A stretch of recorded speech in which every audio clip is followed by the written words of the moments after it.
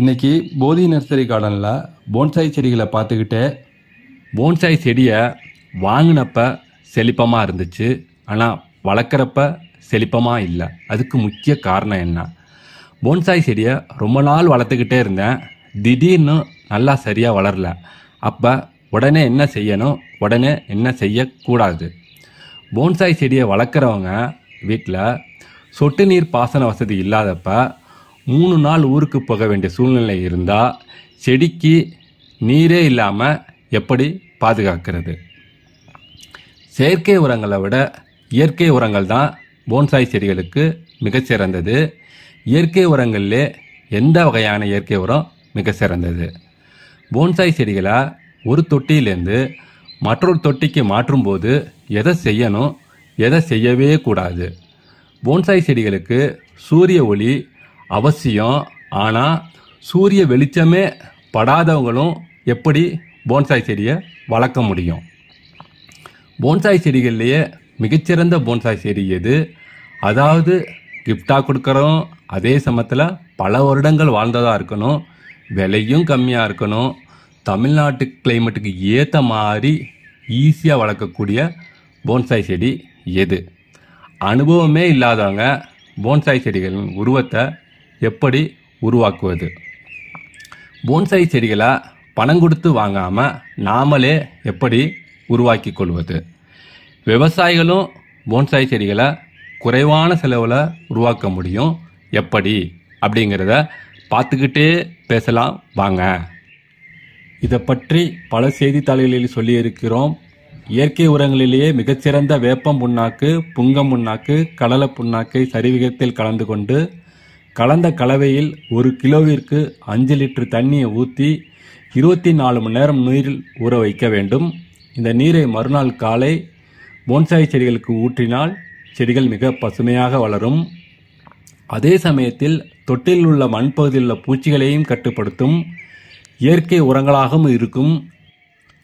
நல்லா வளர்ந்துட்டு இருக்க போன்சாய் செடி திடீர்னு சரியாக வளரல அப்படின்னா அந்த போன்சாய் செடியோட தொட்டியோட மேல் பகுதியை ஈரசணல் சாக்குனால் மூடி செம்மண் தரப்பகுதியில் சூரிய வெளிச்சம் மிதமாக படக்கூடிய இடத்துல குறைஞ்சது 2 வாரங்களுக்காவது அந்த போன்சாய் செடியை வச்சு செழிப்பமாகும் வரை வளர்க்க வேண்டும்.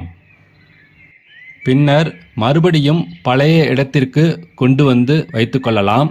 சொட்டு நீர் பாசன வசதி இல்லாதவர்கள் வெளியூருக்கு செல்வதாக இருந்தால் இதே மாதிரி தொட்டியின் மேல் பகுதியை சணல் சாக்கினால் மூடுவது மிகவும் சிறந்தது. ஏன்னா தண்ணி இல்லாதப்ப அதிகமான வெயில் தாக்கம் செடியோட வேர்களை பாதிக்காமல் பாதுகாக்கும். ஊருக்கு போகிறதுக்கு முன்னாடி அந்த சணல் சாக்கை நல்லா ஈரத்தில் நனைச்சிருக்கணும். சூரிய வெளிச்சமே படாத இடத்துல செடியை வைக்க விரும்புகிறவங்க அந்த செடியை காலையில் 7 மணிலேருந்து 8 மணிக்குள்ளே வெயில் படுற மாதிரி செடியை வச்சுட்டு திரும்ப உங்களுடைய பழைய இடத்துக்கு கொண்டு வந்து வச்சு வளர்க்கலாம். அப்போ ஈஸியாக வளர்க்க முடியும். போன்சாய் செடிகளை உருவத்தை அனுபவமே இல்லாதவங்க எப்படி கொண்டு வரலாம் அப்படின்னா, போன்சாய் செடியை முதல்ல ஃபோனில் ஃபோட்டோ பிடிங்க, அதோட உருவத்தை ஃபோனில் பாருங்கள். எந்த பகுதியை கட் பண்ணணும் அப்படிங்கிறது உங்களுக்கே ஈஸியாக புரிய ஆரம்பிச்சிடும். போன்சாய் செடிகளிலே மிகச்சிறந்த போன்சாய் செடி எது அப்படின்னா இந்த ஜேடு போன்சாய் தான். 3 அல்லது 4 வருடத்திலேயே ஒரு போன்சாய்க்கான உருவத்தை இது சீக்கிரமாக அடைஞ்சிடும். ஈஸியாக வளரக்கூடியது. பல வருடங்கள் வாழ்ந்த இந்த போன்சாய் செடிகள் விலையும் ரொம்ப குறைவு. கிஃப்டாக கொடுக்குறதா இருந்தாலும் சரி, இல்லை வாஸ்து செடிகளுக்கும் இது முக்கியமாக கருதப்படுது. வெயில் தான் இதுக்கு ரொம்ப முக்கியம். 2 நாளைக்கு ஒரு திருப்பு தண்ணி ஊற்றினாலே போதுமானது. போன்சாய் தொட்டி செடியை தரையில் வைத்து வளர்க்காமல் மாடியில் வைத்து வளர்ப்பவர்களாக இருந்தால் போன்சாய் தொட்டியின் உயரம் சற்று உயரமாக இருக்குமாறு பார்த்து கொள்ள வேண்டும்.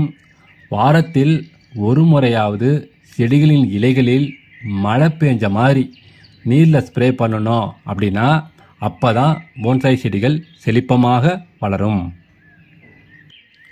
போன்சாய் செடியின் மண்பகுதி ஈரமாக இல்லாமல் இருந்தால் மட்டும் நீர் ஊற்றவும். தொட்டியின் அடிப்பகுதியின் துளைகள் பெரியதாக இருந்தால்தான் நீர் விரைவில் வெளியேறி செடிகளின் வேர்கள் வீணாகாமல் தடுக்க முடியும்.